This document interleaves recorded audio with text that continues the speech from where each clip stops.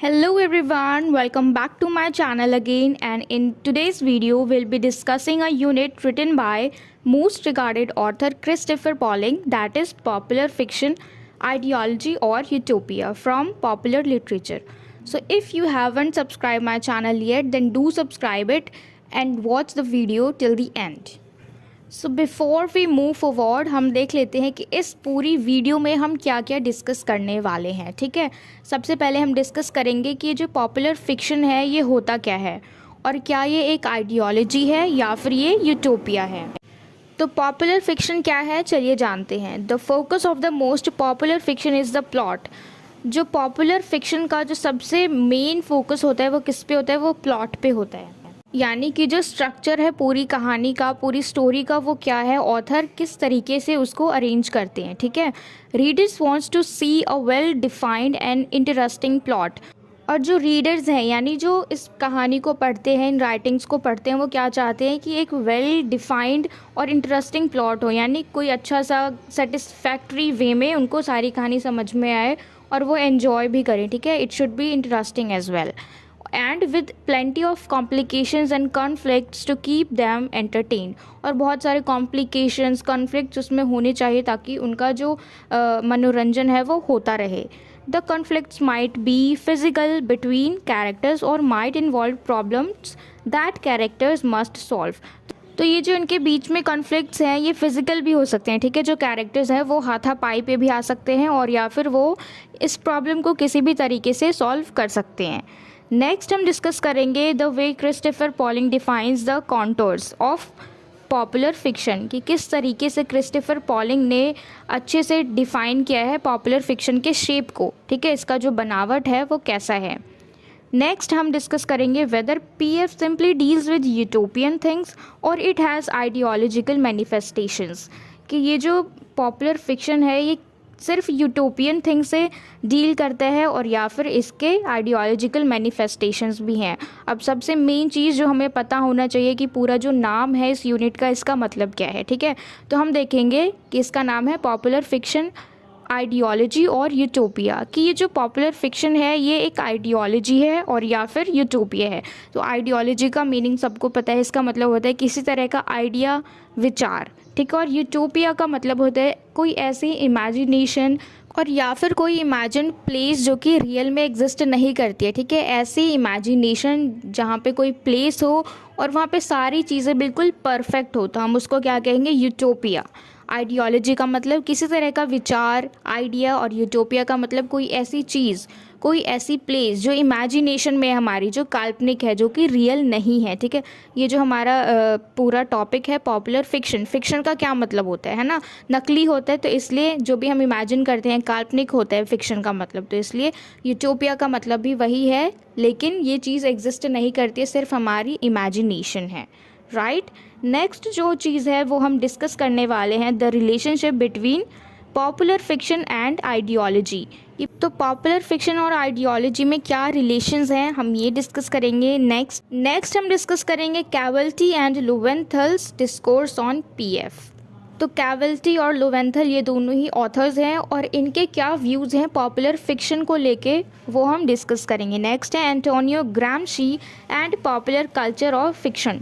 ठीक है, और फिर ये डिस्कस करेंगे। तो चलिए अब हम अपनी इस वीडियो को शुरू करते हैं। तो इस यूनिट को शुरू करने से पहले आपको एक चीज़ समझनी बहुत ज़रूरी है कि बुक है। ठीक है, अगर आपके पास बुक है तो आप उसमें पढ़ोगे तो आपको बहुत अच्छे से समझ में आएगा। ठीक है, और ये थोड़ा लेंदी भी है अगर हम बुक के हिसाब से चले, क्योंकि हम इस वीडियो में मेन चीज़ें डिस्कस करने वाले हैं। ठीक है, तो हम सिर्फ वही डिस्कस करेंगे और बहुत ज़्यादा कॉम्प्लिकेटेड नहीं बनाएंगे। बहुत ही मैंने कोशिश करी है कि हम इजी लैंग्वेज में पॉइंट टू पॉइंट पढ़ेंगे और जो सेंट्रल आइडिया है इस पूरी यूनिट का हम वो देखेंगे।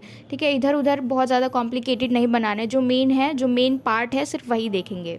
तो चलिए अब हम फाइनली शुरू करते हैं। फर्स्ट पॉइंट है हमारा पॉलिंग्स एसे पॉपुलर फिक्शन, आइडियोलॉजी और यूटोपिया। अब इस पूरे में क्या है कि जो हमारे क्रिस्टोफर पॉलिंग है, हमारे ऑथर, उन्होंने एक ऐसे लिखा है। ठीक है, किसके ऊपर, पॉपुलर फिक्शन के ऊपर, कि क्या ये सिर्फ एक आइडिया है या फिर ये यूटोपिया है। Christopher Pauling's essay Popular Fiction, Ideology or Utopia is taken from Popular Fiction and Social Change, edited by Christopher Pauling himself and published from London by Macmillan in 1984. तो इन्होंने ये जो ऐसे है पॉपुलर फिक्शन आइडियोलॉजी और utopia, ये कहाँ से लिया है? Popular fiction and social change से, जो कि उन्होंने खुद ही एडिट किया है, ठीक है। और ये पब्लिश कब हुआ? 1984 में। किसके थ्रू? मैकमिलन के थ्रू, जो कि लंदन में है। This essay deals with divergent issue of popular fiction, but the primary objective of Pauling is to establish the premise of popular fiction as a serious branch of study and not just a significant other on which the identity of English literature as an intellectual discipline is dependent. तो इन्होंने जो ऐसे लिखा है ये deal करता है divergent issues से, ठीक है। अब डाइवर्जेंट इशू का क्या मतलब है? Having multiple views for a single thing, कि किसी एक चीज़ को हमने देखी और उसको जो देखने वाले लोग हैं उन्होंने अपने अलग अलग व्यूज़ रखे, ठीक है। पर इसका जो प्राइमरी ऑब्जेक्टिव है पॉलिंग के हिसाब से कि क्या इस्टेब्लिश करना है, the premise of popular fiction.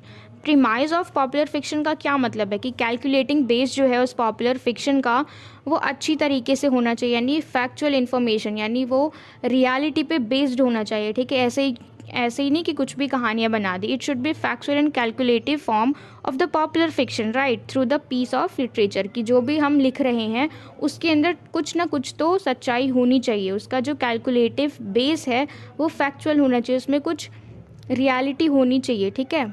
अब क्योंकि देखो, क्योंकि इसका नाम है popular fiction, fiction means fake, नकली, काल्पनिक, ठीक है। तो यहाँ पे जो पॉलिंग है वो ये कहना चाह रहे हैं कि ये जो पॉपुलर फिक्शन है, क्योंकि इसका मतलब ही काल्पनिक है, पर इसका मतलब ये नहीं है कि उसमें सारी चीज़ें ही काल्पनिक है।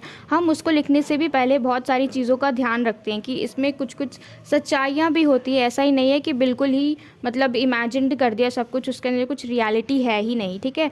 तो जो पॉपुलर फिक्शन है उसको हमें एक ब्रांच ऑफ स्टडी में इंक्लूड करना चाहिए, ऐसा मानना है हमारे क्रिस्टोफर पॉलिंग का, ठीक है। कि उसको इतना इजीली, इतना हल्के में नहीं लेना है, क्योंकि उसके अंदर भी बहुत सारी चीज़ें ऐसी होती हैं जो कि रियलिटी है, ठीक है। उसका जो कैलकुलेटिव बेस है वो फैक्चुअल पे बेस्ड है, उसमें भी बहुत सारी सच्चाइयाँ हैं।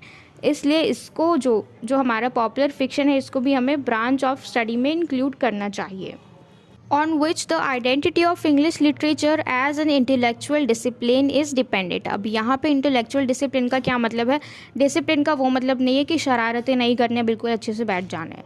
यहाँ पे डिसिप्लिन का मतलब है, इंटेलेक्चुअल डिसिप्लिन का मतलब है कि जो भी चीज़ें उस पॉपुलर लिटरेचर में, पॉपुलर फिक्शन में लिखी गई हैं उसका जो एनालाइजिंग है इन अ साइंटिफिक वे, अच्छी तरीके से उसमें साइंटिफिक वे से उसको एनालाइज किया गया और उसके अंदर बहुत सारी रियलिटी भी है, ठीक है। उसका फैक्चुअल वे है, जो भी लिखा गया है, जो भी हमने कैलकुलेशन की है साइंटिफिक वे में, उसमें भी बहुत सारी रियलिटीज़ हैं। अब एक सेकंड के लिए हम इस यूनिट से हट जाते हैं, ठीक है।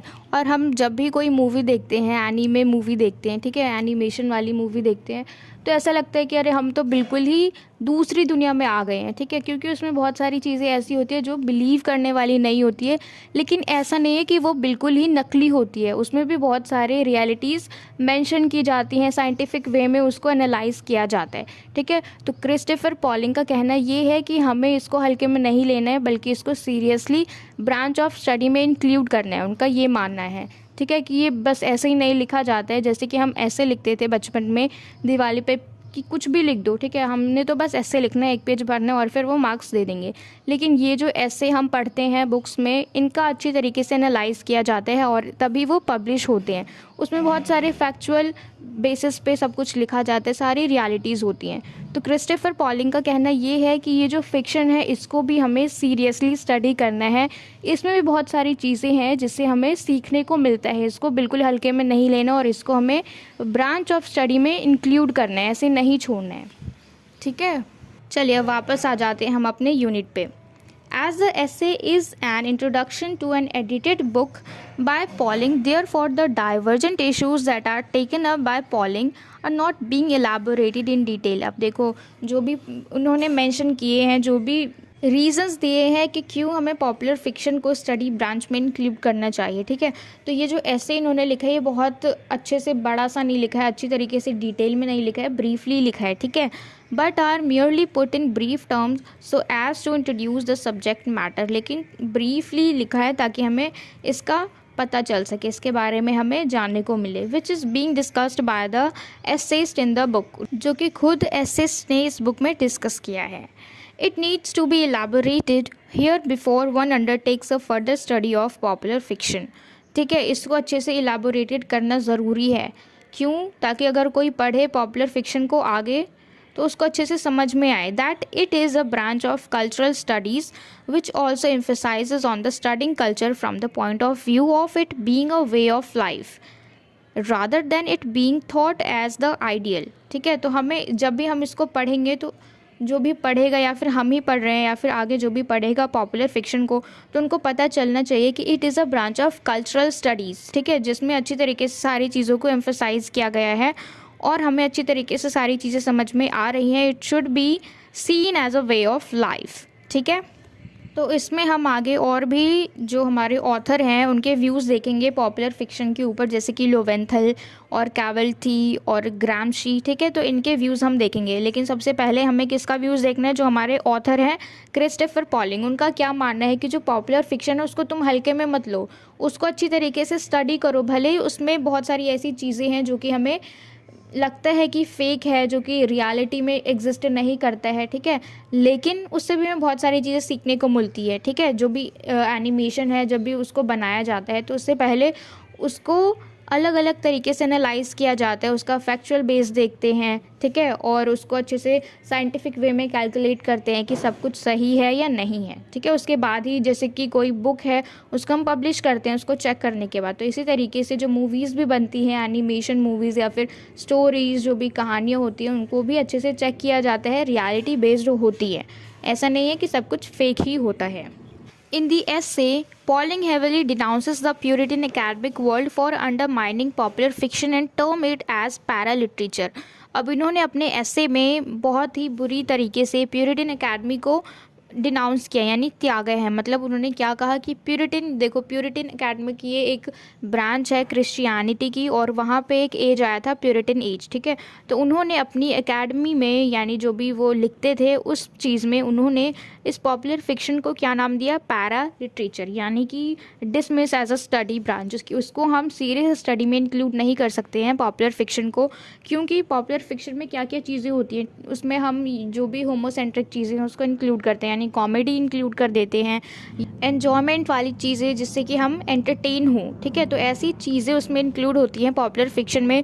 इसलिए जो प्यूरिटन एकेडमिक्स हैं उन्होंने क्या किया, इसको नाम दे दिया पैरा लिटरेचर, कि जिसमें हम सिर्फ एन्जॉयमेंट के लिए पढ़ते हैं, जिसमें सिर्फ कॉमेडीज़ होती है, जिसमें कुछ सीखने को नहीं मिलता है, बस ऐसे ही लिख देते हैं। ठीक है, तो उसको हम कहते हैं पैरा लिटरेचर। तो इसलिए प्यूरिटन एकेडमिक्स ने इसको नाम दिया पॉपुलर फिक्शन को para literature. When the academicians feel that PF cannot be academically studied, and even if studied, when it can only be limited to empirical surveys of the production, marketing and consumptions of popular fiction, it fails to make connections between the literary artifact and the social context in which it moves and has its being. Any literary text or any kind of representation is produced within a particular context, the socio-political, cultural and economic context of the production of that text necessarily finds manifestation within the text। यहाँ पे जो academicians हैं, यानी जो कि college वगैरह में पढ़ाते हैं, जो विद्या देते हैं दूसरों को, उनका क्या मानना है कि जो PF है, जो पॉपुलर फिक्शन है, उसको एकेडमिकली स्टडी नहीं किया जाता, लेकिन फिर भी हम इसको पढ़ते हैं इवन इफ स्टडीज़। ठीक है, और ये क्या कहते हैं कि ये जो PF है ये बिल्कुल ही लिमिटेड है, कहाँ तक? एम्पेरिकल सर्वेज ऑफ प्रोडक्शन में, यानी जो भी मूवीज़ बनती हैं, क्योंकि देखो जो भी हमारी पॉपुलर फिक्शन है उस पर बहुत सारी मूवीज़ बनती हैं। ठीक है, और वो हम देखते भी हैं।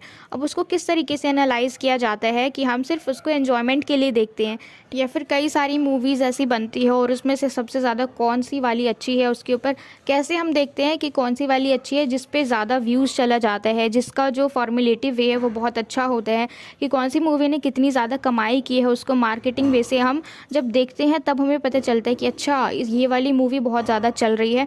पर उसका जो कहानी होता है उसके अंदर क्या चीज़ है, क्या स्टोरी है, हम वो नहीं देखते हैं। क्या देखते हैं? किसके थ्रू उसको एनालाइज़ करते हैं कि बहुत अच्छा है, कि उस मूवी ने कितना पैसा कमाया, ठीक है, उसके ऊपर कितने व्यूज़ आए, कितने टाइम में उसने कितना ग्रो किया, उसके हिसाब से हम देखते हैं कि हाँ ये मूवी बहुत अच्छी है। ठीक है, पर उसके अंदर की जो कहानी है वो हम नहीं देखते हैं। ठीक है, तो इन सबको किस तरीके से देखा जाता है? प्रोडक्शन, मार्केटिंग और कंजप्शन ऑफ पॉपुलर फिक्शन।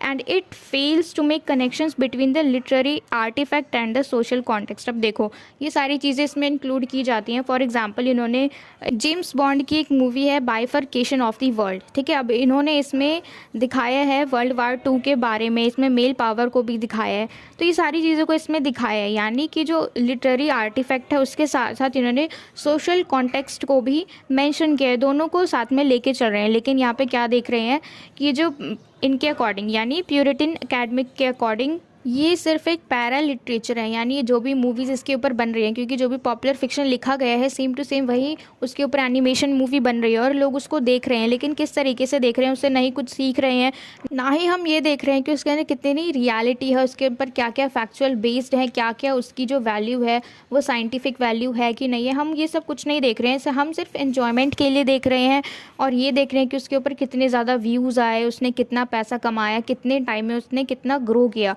बस ये सारी चीज़ें देख रहे हैं। लेकिन उसके अंदर सोशल कॉन्टेक्स्ट को भी मेंशन किया गया है, ये चीज़ कोई नहीं देख रहा। और प्यूरिटन एकेडमिक के अकॉर्डिंग तो ये बिल्कुल ही एक पैरा लिटरेचर है जिसको उन्होंने बिल्कुल ही डिसमिस कर दिया है as a study of branch, ठीक है, कि हम पढ़ाई की गिनती में पॉपुलर फिक्शन को एज अ सब्जेक्ट इंक्लूड नहीं कर सकते हैं। ऐसा मानना किसका है? प्यूरिटन एकेडमिक्स का।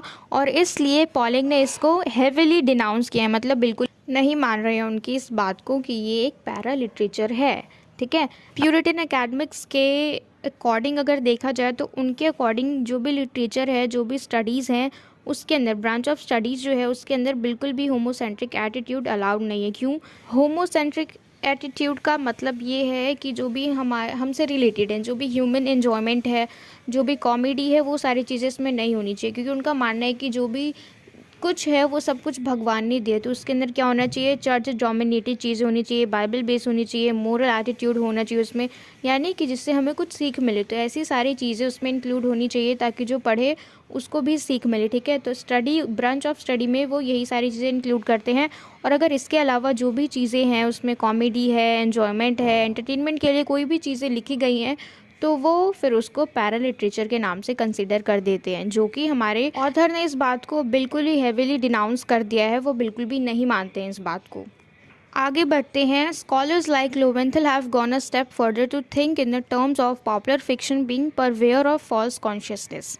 अब हम देखते हैं कि जो लोवेंथल हैं ये भी एक ऑथर हैं और वो क्या देखते हैं कि अगर एक स्टेप वो आगे जा रहे हैं तो देखते हैं कि ये इसको किस तरीके से कंसिडर किया जा रहा है पॉपुलर फिक्शन को परवेयर ऑफ फॉल्स कॉन्शियसनेस। इसका मतलब है कि एक ऐसी दुनिया दिखाना जो कि बिल्कुल ही इम्पॉसिबल है, जो कि एग्जिस्ट ही नहीं करती है, ठीक है, जिसके अंदर सुपरमैन है, स्पाइडरमैन है, ह्यूमन के पास सुपर पावर्स हैं, फ्यूचर शोज़ हम मान सकते हैं, ठीक है, कि आगे ऐसा हो सकता है। प्रेजेंट टाइम में ऐसा कुछ भी नहीं है, कोई सुपरमैन नहीं है, कोई स्पाइडरमैन नहीं है, ह्यूमंस के पास कोई भी सुपर पावर्स नहीं है, वो उड़ नहीं सकते हैं। लेकिन जब भी हम एनिमेशन मूवीज़ देखते हैं, फिक्शन मूवीज़ देखते हैं, तो उसके अंदर ये सारी चीज़ें पॉसिबल हो जाती हैं, इंसान जो है उड़ने लग जाते हैं, जीन्स आपस में एक्सचेंज होते हैं, उनके अंदर सुपर पावर्स आ जाती हैं, ठीक है। तो ये चीज़ें हमें ऐसी दुनिया में ले जाते हैं जो कि बिल्कुल भी पॉसिबल है ही नहीं इस अर्थ पे। तो ये सारी फ्यूचर के शोज़ हैं जो कि अज्यूम करते हैं कि क्या पता शायद फ्यूचर में ऐसा हो, ठीक है। तो इसलिए जो लोवेंथल हैं वो इस बात से एग्री नहीं करते हैं, और जो लोग कहते हैं कि पीएफ जो है, पॉपुलर फिक्शन जो है, वो एक पार्ट है किसका? फॉल्स कॉन्शियसनेस का, तो वो इस बात को बिल्कुल ही काट रहे हैं और वो मानते हैं कि इसकी बिल्कुल भी इम्पोर्टेंस है ही नहीं, पॉपुलर फिक्शन की इम्पोर्टेंस है ही नहीं, ठीक है। तो उन्होंने दिखाया है कि जैसे सुपरमैन है, उसके अंदर हम देख सकते हैं डीएनए का भी रोल होता है, जीन हेरिटिंग कॉन्सेप्ट को भी इंक्लूड किया जाता है। ये सारी चीज़ें हमें फ्यूचर में मूव करवाती हैं, ठीक है, आने वाली दुनिया के बारे में दिखाती हैं, जैसे सुपर पावर्स हैं, किस तरीके से अगर हमारे सामने ये सब कुछ रियलिटी में हो जाए तो हम उसको कैसे फेस करेंगे। It is not real but still a solution for future, ठीक है, कि फ्यूचर में हम इन सारी चीज़ों को कैसे फेस करेंगे। तो ये जो बात कही गई है परवेयर ऑफ फॉल्स कॉन्शियसनेस, इसको बिल्कुल ही काट दिया गया है, ठीक है, कि जो भी सारी चीज़ें पीएफ में इंक्लूड होती हैं परवेयर ऑफ फॉल्स कॉन्शियसनेस की, ये सारी चीज़ें हैं, ऐसा बिल्कुल भी नहीं होता है, ठीक है। तो चलिए अब हम देखते हैं Lowenthal in his book Literature Popular Culture and Society, ये उनकी बुक का नाम है, ठीक है। लोवेंथल की बुक का नाम है पॉपुलर कल्चर एंड सोसाइटी, इसको याद रखना है claims that since the separation of literature into two distinct field, art and commodity, तो उन्होंने अपनी बुक में पीएफ को दो भागों में बांट दिया है, आर्ट में और कमोडिटी में। कमोडिटी और popular literary artefact can not be taken seriously to study society as the real social contradictions are concealed in the process of constructing these texts as the purpose of popular fiction is skew and evade the social contradictions. अब देखो इनका कहना क्या है कि जो art और commodity है इसको कभी भी सीरियस नहीं लिया जाता है, ठीक है। पॉपुलर फिक्शन में इन सारी चीज़ों को कभी भी सीरियस नहीं लिया जाता है। जो भी सोशल कॉन्ट्रडिक्शंस होते हैं उनको अवॉइड किया जाता है, यानी जो भी चीज़ें चल रही हैं समाज में उनको बिल्कुल ही अवॉइड किया जाता है। इन सारी चीज़ों को पॉपुलर फिक्शन में बिल्कुल भी नहीं दिखाया जाता, ठीक है। तो इसलिए पीएफ को बिल्कुल भी सीरियस नहीं माना जाता। इसमें यूटॉपिक जो वर्ल्ड है उसको दिखाया जाता है, जैसे कि अभी हमने देखा स्पाइडरमैन है, उसमें सुपर पावर्स आ गए, फ्यूचर में क्या होगा, इमेजिनेशन चीज़ें दिखाती हैं उसमें, ठीक है। जो भी इसका रियल बेस होता है वो ऑलमोस्ट ज़ीरो ही होता है, ठीक है। तो पीएफ को लोग समझते हैं कि बिल्कुल ही वो फॉल्स कॉन्शियसनेस को शो करता है, ठीक है। Moreover he thinks that popular fiction is significant to the extent of understanding the social change that leads to the separation of literature into art and commodity. Pauling finds Lowenthal's approach reductionist, as Lowenthal simply thinks that capitalistic mode of economy or market economy has adverse impact on this form of literary reproduction. अब देखो जो लोवेंथल है उनका क्या मानना है कि इनका जो बहुत ही ज़्यादा एडवर्स इम्पैक्ट है किसका, लिटरेरी प्रोडक्शन का, क्योंकि मोस्टली मार्केट में जो भी सारी चीज़ें आती हैं, जैसे कि मान लो कोई मूवी आ गई पॉपुलर फिक्शन पे या फिर कोई बुक आ गई, ठीक है, तो सबसे ज़्यादा कौन सी बुक चलेगी जिसके ऊपर बहुत सारा पैसा लगाया होगा, जिसका जो एस्थेटिक वैल्यू है वो बहुत अच्छी होगी, जो भी उसका बनावटी है, उसका बाहरी ढांचा जितना खूबसूरत होगा, उसके अंदर जितनी अच्छी एनिमेशंस को यूज़ किया होगा, वो मूवी उतनी ज़्यादा आगे बढ़ेगी, उतनी ज़्यादा ग्रो करेगी, उतनी ज़्यादा ही फेमस भी होगी। क्यों? क्योंकि उसका जो बनावटी है, उसके अंदर जो भी इमेजिनेशन है, जो भी एनिमेशन को ऐड किया हुआ है, उसकी जो एस्थेटिक वैल्यू है वो बहुत ज़्यादा अच्छी है, उसके अंदर बहुत सारा पैसा लगाया गया है, यानी उसको अच्छे से बनाया, भले उसके अंदर कहानी कुछ भी हो, लेकिन जो उसकी बनावटी है, क्योंकि एनिमेशन में कोई भी जो हम देखते हैं एनिमेशन या फिर पॉपुलर फिक्शन की कहानी जो भी देखता है वो ये नहीं देखता कि उसके अंदर मेन कहानी क्या थी, हम क्या एंजॉय करते हैं अलग दुनिया में जो वो हमें लेके जाते हैं, जहाँ पे इंसान है उड़ने लग जाते हैं, जो भी एनिमेशन की चीज़ें होती हैं हम उस पर ज़्यादा फोकस करते हैं, उसका जो एस्थेटिक वैल्यू है हम उसको देखते हैं कि उसका ढांचा कैसे, उसको किस तरीके से बनाया गया है, ठीक है। तो उसके हिसाब से ये कमाई करता है। तो इसलिए जो लोवेंथल है उनके हिसाब से जो पूरा पीएफ है, जो हमारा पॉपुलर फिक्शन है, वो दो पार्ट में बटा हुआ है, आर्ट एंड कमोडिटी, और इसको बिल्कुल भी सीरियस नहीं लिया जाता है। जबकि जो पॉलिंग है उनको ऐसा नहीं लगता और वो सोचते हैं कि ऐसा नहीं होना चाहिए, क्योंकि ये हमें फ्यूचर के लिए बिल्ड करते हैं, ठीक है। भले ये सारी चीज़ें प्रेजेंट में नहीं हो रही हैं, लेकिन फ्यूचर में हमें कहीं ना कहीं काम आ सकती हैं। तो लोवेंथल का क्या मानना है कि मार्केट का बिल्कुल ही एडवर्स इम्पैक्ट पड़ता है किस पे, लिटरेरी रिप्रोडक्शन पे। लेकिन पॉलिंग का ऐसा मानना है कि ये जो मार्केट है यही तो रीडर्स और राइटर को पास लाती है, ठीक है। तो ये थे इन दोनों के व्यूज़। अब हम नेक्स्ट देखते हैं जॉन कैवल्टी का व्यूज़ पॉपुलर फिक्शन पे कि ये क्या मानते हैं इसको, ठीक है। इस नाम को याद रखना है, John कैवल्टी। For John Cavalti, popular fiction is intrinsically more ideological than elite fiction, as it serves the function of reproducing cultural consensus, as opposed to the mimetic fiction whose supposed role is to make the readers confront the problematic and contradictory reality of the world. देखो ये जो popular fiction है ये बहुत ही ज़्यादा ideological होती है, ये हमें अंदर से ही आइडियोलॉजिकल बना देती है, ठीक है। और ऐसा नहीं है कि ये एलीट फिक्शन है या फिर इसको कोई अमीर इंसान बनाते हैं या फिर इसे डिज़ाइन करते हैं, ठीक है, ऐसा बिल्कुल भी नहीं है। हाँ, लेकिन इसमें जो रीडर्स हैं उनको बचाया जाता है प्रॉब्लमैटिक और कॉन्ट्राडिक्टरी रियलिटी से, क्योंकि जब हम देखते हैं पॉपुलर फिक्शन को तो उसमें ये सारी चीज़ें इंक्लूड नहीं की जाती हैं, जो प्रॉब्लमैटिक सिचुएशन है ये सारी चीज़ें नहीं दिखाई जाती हैं। फॉर एग्जाम्पल अगर हम नॉर्मल मूवी देखते हैं तो उसमें क्या कहानी होती है, या तो उसमें किसी का बच्चा किडनैप हो जाता है या फिर कोई बहुत ज़्यादा पढ़ लिख के अफसर बन जाता है, ठीक है, गरीब से फिर वो बहुत ज़्यादा अमीर हो जाता है, या फिर जो भी किसी के घर में फाइनेंशियल कंडीशन ख़राब होती है, तो इस तरीके की कहानी हम पढ़ते हैं, या फिर भूत वाली होती है, या फिर कोई एक दूसरे से बदला ले रहा होता है। लेकिन इसमें जो भी पीएफ है इसमें हम कैसी कहानी देखते हैं, या तो मैजिकल होती है या फिर रोमांटिक होती है या फिर मिस्ट्री से भरी होती है, ठीक है।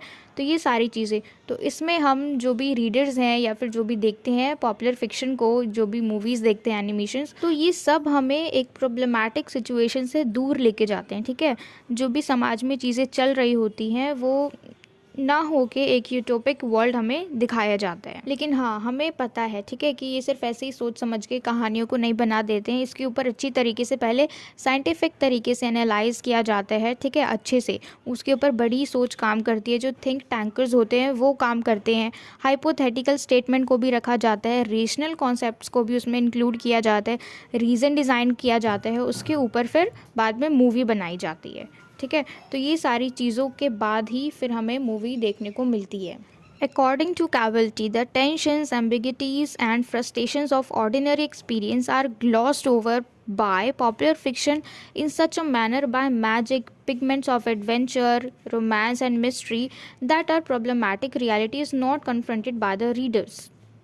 Thus, the social tension is managed by popular fiction in a way so as to promote culture stability but assimilating new interest into the conventional imaginative structures. अब देखो, कैवल्टी के अकॉर्डिंग जो भी टेंशन, एम्बिगिटीज़ एंड फ्रस्ट्रेशंस, जो भी सारी चीज़ें होती हैं, ये सारी चीज़ों को इसमें नहीं दिखाया जाता है, ठीक है। ये सारी चीज़ें इसमें ग्लॉस्ड होती हैं, बल्कि उसमें क्या दिखाया जाता है, मैजिक दिखाया जाता है, रोमांस, मिस्ट्री, एडवेंचर, इन सारी चीज़ों को दिखाया जाता है, इन सारी चीज़ों को उसमें प्रेजेंट किया जाता है, ना कि प्रॉब्लमैटिक सिचुएशंस। और एक तरह से ये भी काम करता है कि जो भी हम देखते हैं, हमारी टेंशन को भी ये सारी चीज़ें दूर कर देती हैं, ठीक है। हमें जो भी प्रेजेंट में मुश्किलें होती हैं वो सब चीज़ दूर कर देती है। जब भी हम पॉपुलर फिक्शन को बैठते हैं देखने के लिए, तो ऐसा लगता है कि हम किसी दूसरी दुनिया में आ गए हैं, जादुई नगरी में पहुंच गए, जहाँ पे ये सारी चीज़ें पॉसिबल है, जो कि एक रियलिटी वर्ल्ड में बिल्कुल भी पॉसिबल नहीं है, ठीक है। और वो सारी चीज़ें रियल में एग्जिस्ट नहीं करती हैं, लेकिन जब भी हम बैठते हैं देखते हैं तो हम भी सोचने लग जाते हैं कि काश ऐसा हमारे साथ भी होता है ना, हमें भी जादू आता, तो हम किसी दूसरे वर्ल्ड में पहुंच जाते हैं, जहाँ पे हम टेंशन से बिल्कुल दूर हो जाते हैं। नेक्स्ट है हमारा ग्रामशी। अब हम इनके व्यूज़ देखते हैं। Okay, Gramsci therefore believes that it is the common sense ideology which is often represented in PF. The ideology thus represented is so commonsensical that often the readers are unable to notice it even as an ideology as they live by it in their everyday life. It can also be termed as lived ideology. अब ग्रामशी जो है ये मानते हैं कि ये common sense ideology है, ठीक है, जो हम ज़िंदगी जीते हैं उस पर हम बिल्कुल भी ध्यान नहीं देते, ठीक है। ऐसा अगर देखा जाए तो हम जो भी ज़िंदगी जी रहे हैं हम उस पर बिल्कुल भी ध्यान नहीं दे रहे हैं। जैसे मानो कि हम पॉल्यूशन कर रहे हैं, ठीक है, अब हम धीरे धीरे ही पॉल्यूशन कर रहे हैं ना, एकदम से तो बना नहीं रहे हैं, ठीक है। तो धीरे धीरे जो भी गैसेज़ हैं, अलग अलग तरह की गैसेज़ वो निकल रहे हैं। हम में से मतलब कोई भी इतना ध्यान नहीं देता, चाहे वो SO2 हो या फिर CO2 हो या फिर CO हो या फिर SO2 SO3, मतलब जो भी है हमें पता नहीं होता, ठीक है। और ये धीरे धीरे फिर एक्यूमुलेट होके, धीरे धीरे इकट्ठा होके फिर क्या होगा, वो एसिड रेन बन जाएगा। अब जब एसिड रेन बन जाएगा तो फिर जब बारिश होगी तो फिर वो गिरेगा, ठीक है, नीचे गिरेगा, तो जो भी पेड़ पौधे होंगे, जो भी होगा वेजिटेशन, उसके ऊपर वो गिरेगा और फिर सब कुछ तबाह हो जाएगा। जो भी ग्रीनरी है, जो भी पेड़ पौधे हैं, जो भी फसलें हैं, वो सब ख़राब हो जाएंगी। तो इस तरीके से इस एसिड रेन की वजह से जो भी वेजिटेशन है वो पूरी ख़त्म हो जाएगी। और फिर उसके बाद क्या होगा, फिर एक इंसान जो है वो दूसरे इंसान को खाना शुरू कर देगा। तो ये तो हो गई हमारी पूरी कहानी। तो इन्हीं सारी चीज़ों के ऊपर जो एक पॉपुलर फिक्शन है वो बेस्ड होता है, यानी कॉमन सेंस, जो कि हम रोज़ाना ज़िंदगी जीते हैं, हम इतना ध्यान नहीं देते, लेकिन हम इसको आगे जाके एक पॉपुलर फिक्शन बना सकते हैं। जो भी हमने सोचा उसमें हमने एक पॉपुलर फिक्शन बना दिया। अब हम कहेंगे नहीं, ये हमारी ज़िंदगी से, हमारी लाइफ से रिलेटेड तो है ही नहीं, उसके अंदर बिल्कुल भी रियलिटी नहीं है। जी हाँ, देखो, ये जो पॉपुलर फिक्शन है, जो भी प्रेजेंट टाइम में हो रहा है वो कुछ भी नहीं है, ठीक है। लेकिन जो हमारी ज़िंदगी में आगे फ्यूचर में होने वाला है, उससे हमें वाकिफ़ कराता है ये पॉपुलर फिक्शन, ठीक है। उसी कॉमन सेंस के ऊपर फिर एक आइडियोलॉजी फ्रेम करती है, ठीक है। जो भी हम सोचते हैं तो ये आइडियोलॉजी है, ठीक है, कॉमन सेंस आइडियोलॉजी है जो भी हम सोचते हैं, और फिर उसी आइडियोलॉजी के ऊपर हमारा PF जो है, पॉपुलर फिक्शन जो है, वो डिज़ाइन होता है और फिर हम पॉपुलर फिक्शन बना देते हैं। तो it can be termed as a lived ideology, जिसको हम जीते भी हैं, ठीक है। जैसे हम रहते हैं तो उसमें ऐसी कई सारी चीज़ें हैं जिस पर हम ध्यान नहीं देते। जैसे कि हमने देखा कि धीरे धीरे हम पॉपुलेशन बढ़ा देते हैं, फिर गैसेस बनती हैं और फिर एक दिन वो हमें नुकसान पहुंचा देंगी, ठीक है। तो अभी तक तो ऐसा नहीं हुआ है कि पूरी वेजिटेशन ख़त्म हो जाए, लेकिन ऐसा हो सकता है फ्यूचर में, ठीक है। तो ये एक कॉमन सेंस आइडियोलॉजी है ग्रामशी के अकॉर्डिंग। तो हमने 3 डिस्कस किए। पहला तो था हमारा लोवेंथल, नेक्स्ट था हमारा जॉन कैवल्टी, और फिर हमने देखा ग्रामशी, ठीक है। और ये तीनों जो व्यूज़ हैं ये किसके ऐसे में लिखे गए हैं, क्रिस्टोफर पॉलिंग के। तो इस वीडियो में इस यूनिट का हमने सब कुछ डिस्कस कर लिया है जो भी हमारा इम्पॉर्टेंट था। तो इसका जो पूरा निचोड़ निकलता है इस पूरे ऐसे का, ठीक है, जो भी हमने डिस्कस किया इसका पूरा निचोड़ क्या है, इसका कंक्लूजन क्या है कि ये जो पीएफ है इसको हमें ब्रांच ऑफ स्टडी में इंक्लूड करना चाहिए। इसलिए हमारे पास ये सब्जेक्ट भी दिया गया है आपको एज अ पॉपुलर लिटरेचर, ठीक है। तो इसमें इसको हमें अपने ब्रांच ऑफ स्टडी में इंक्लूड करना चाहिए क्योंकि ये सिर्फ ऐसे ही नहीं बना दिए गए हैं, ठीक है। इसके ऊपर बहुत सारे थिंक टैंकर जो हैं वो सोचते हैं, हाइपोथेटिकल स्टेटमेंट होते हैं, रेशनल कॉन्सेप्ट्स को इंक्लूड किया जाता है, रीज़न डिज़ाइन किए जाते हैं, उसके बाद पॉपुलर फिक्शन तैयार होती है, ठीक है। तो ये सिर्फ ऐसा नहीं है कि मतलब इमेजिनेशन दुनिया में लेके चली जाती है, इमेजिनेटिव वर्ल्ड में, लेकिन इसमें रियलिटी बेस्ड चीज़ें भी हैं और ये अभी हमें प्रेजेंट टाइम में फ्यूचर में आने वाली प्रॉब्लम्स को फेस करने के लिए रेडी करता है। तो क्रिस्टोफर पॉलिंग का कहना ये है कि इस सब्जेक्ट को हमारे ब्रांच ऑफ स्टडी में इंक्लूड करना चाहिए, ठीक है। तो आज की वीडियो में सिर्फ इतना ही। तो अगर आपको ये वीडियो अच्छी लगी हो, अच्छे से समझ में आया हो, क्योंकि देखो मैंने तो पूरी कोशिश करी है आपको इजी लैंग्वेज में समझाने की, ठीक है, इसको कॉम्प्लिकेटेड नहीं बनाया। So if you really like this video, if you understood it, then do share this video with your friends as well so that they can also get help from it, and let me know in the comment box if you like this video. And yes, don't forget to subscribe my channel. Until we meet in the next video, keep learning.